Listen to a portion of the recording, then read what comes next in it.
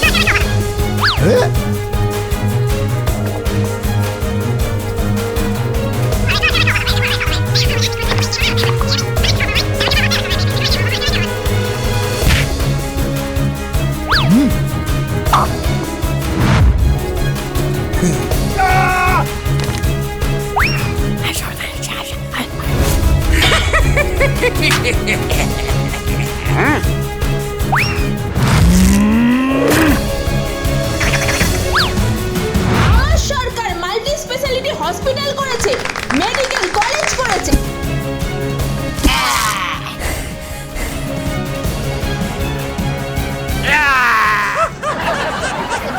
Yes.